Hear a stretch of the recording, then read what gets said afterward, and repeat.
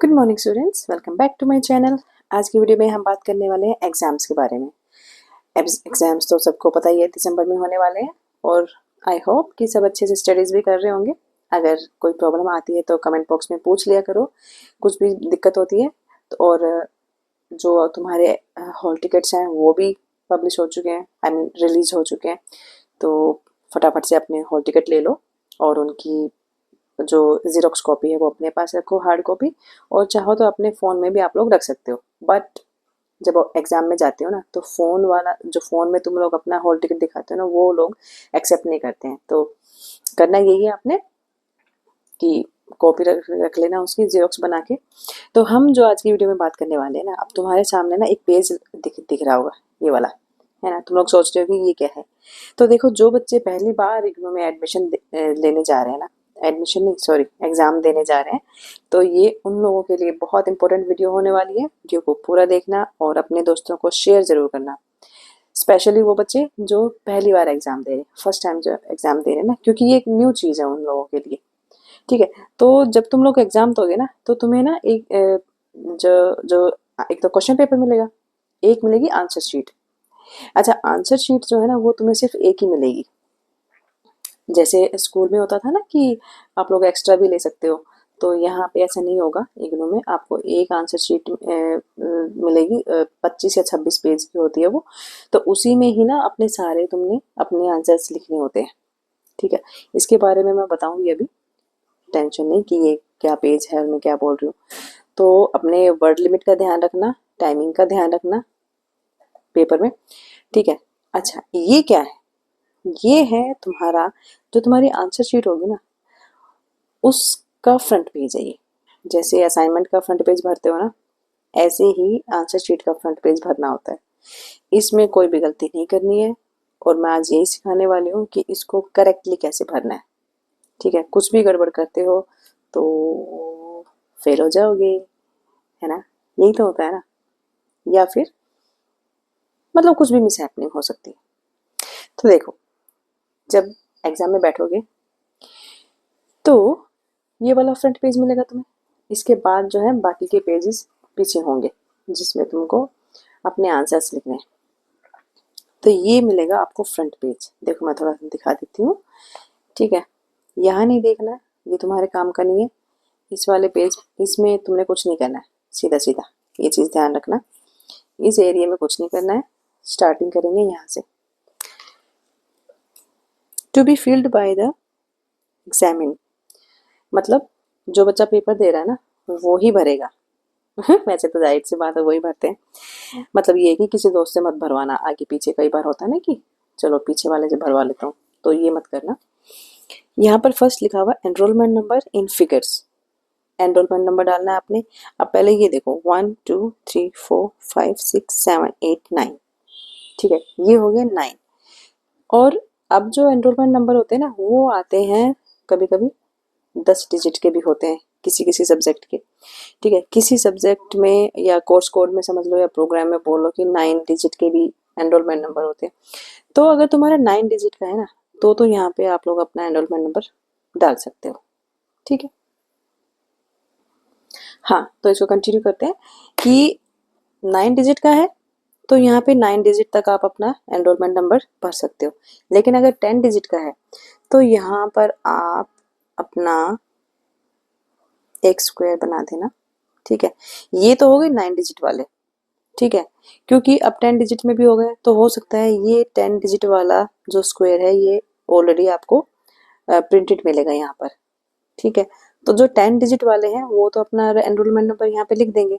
लेकिन अगर 9 डिजिट का है, ठीक है, तो 9 डिजिट के यहाँ पर डालेंगे अपना सारा जैसे मान लो फॉर एग्जांपल तुम्हारा 1 2 3 4 5 6 7 8 9, ये तुम्हारा एनरोलमेंट नंबर है। ये फॉर एग्जांपल मैं बता रही हूँ। तो जो ये लास्ट वाला बचा है ना इसमें क्रॉस कर देना है।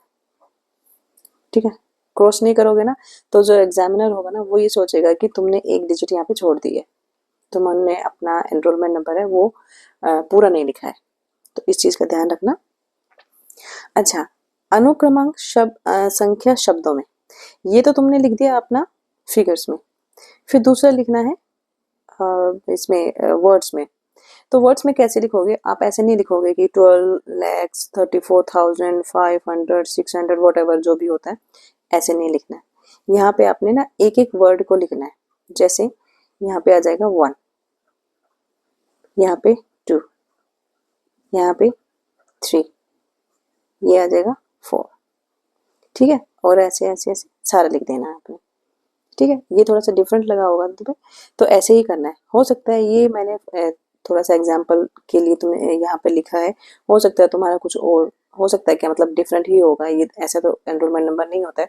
लेकिन जो भी तुम लिखोगे ना यहाँ पर, वही मान लो 2200 कुछ भी ऐसा हो सकता है तुम्हारा, तो वैसे ही एक एक वर्ड को उठा के आपने उनको वर्ड्स में लिखना है, एक एक फिगर को उठा के। ठीक है, examination centre code. Examination centre code जो तुम्हारा हॉल टिकट होगा ना, हॉल टिकट पर लिखा होगा। ठीक है, यहाँ पे वो अपना फिल कर देना। नेक्स्ट आता है डे एंड डेट। जिस दिन तुम्हारा जो भी पेपर दे रहे हो तुम, उस दिन कौन सा डेट है, कौन सा डे है। मान लो मंडे है उस दिन, ठीक है, मंडे डाल दिया और डेट डाल दी उस दिन। मान लो मैं ये आज डाल देती हूँ, ये वाली, ये डेट है तुम्हारी। मतलब जिस दिन जो पेपर देने जा रहे हो ना, उस दिन कौन सा डे है और उसकी क्या डेट है। ठीक, यहाँ तक हो गया। फिर है प्रोग्राम कोड। प्रोग्राम कोड ये तो तुम्हें सभी को ही पता होगा ना, क्वेश्चन पेपर में भी लिखा होगा, देख लेना।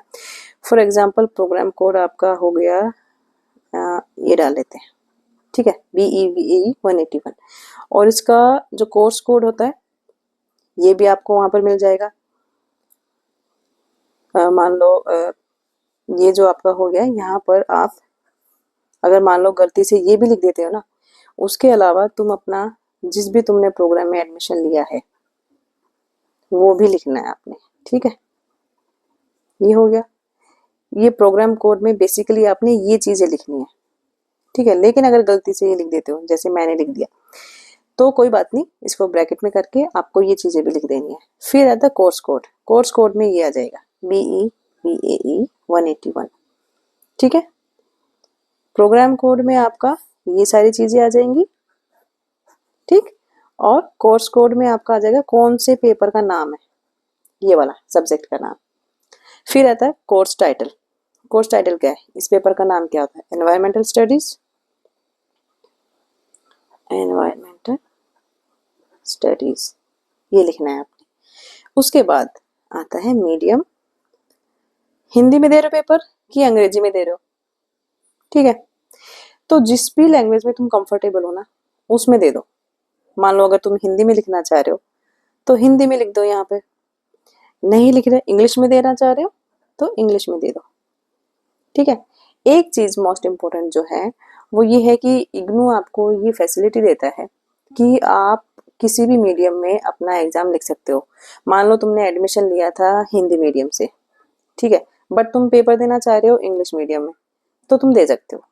ठीक है, या फिर इंग्लिश मीडियम में एग्जामिनेशन फॉर्म भरा था और तुम पेपर देना चाह रहे हो कि मैं हिंदी में लिख दूं, मैं I can write better in Hindi, तो हिंदी में लिख सकते हो। लेकिन यहाँ पे एक थोड़ा सा ट्विस्ट है, वो ये है कि जो तुम्हारे लैंग्वेज पेपर होते हैं, मान लो इंग्लिश हो गया, ठीक है, हिंदी हो गया, ये जो लैंग्वेज सब्जेक्ट होते हैं ना, इनको तुम सिर्फ इन्हीं लैंग्वेजेस में दे सकते हो। जो लैंग्वेज पेपर है, इंग्लिश का हो गया, हिंदी का हो गया, संस्कृत का हो गया, जो भी हो गया, उसको तुम उसी लैंग्वेज में दोगे। ऐसा नहीं है कि इंग्लिश का जो लिटरेचर होता है उसको तुम हिंदी में लिख के आओगे या हिंदी लिटरेचर को इंग्लिश में लिख के आओगे, ऐसे नहीं होगा। ठीक है, ये यहाँ तक क्लियर हो गया। उसके बाद आता है आपका साइन। पिछली बार जून में जब बच्चों के एग्जाम हुए थे, उसके बाद बच्चों ने बहुत सारे कमेंट्स आए थे कि हम अपना साइन करना भूल गए हैं, अब क्या हम फेल हो जाएंगे, क्या होगा। देखो ये तो बेसिक सी बात है ना, इसमें आप लोग इतने कैजुअल कैसे हो सकते हो। तो ये चीजें सारी की सारी आपने अच्छे से भरनी है। उसके बाद आपने साइन करने हैं, यहाँ साइन कर देना। यहाँ पर जो आपके इन्विजिलेटर होंगे ना रूम में, उनके साइन हो जाएंगे और यहाँ पर आ जाएगी उस सेंटर की स्टैंप जहाँ पर आपका एग्जाम हो रहा है। ठीक है, ये सारी चीजें हैं और यहाँ पर आपने कुछ नहीं करना है।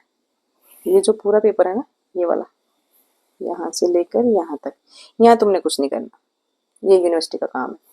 ठीक है, मैं एक बार फिर से बता देती हूँ। देखो, ये आपने एनरोलमेंट नंबर डालना है आपने, 10 डिजिट का भी हो सकता है, 9 डिजिट का भी हो सकता है। 9 का है तो लास्ट वाले जो बॉक्स होगा उसमें क्रॉस कर देना। 10 डिजिट का है तो कंप्लीट लिख देना। ठीक है, होते हैं अलग अलग कोर्सेज के अलग अलग एनरोलमेंट नंबर इशू होते हैं इग्नू की तरफ से।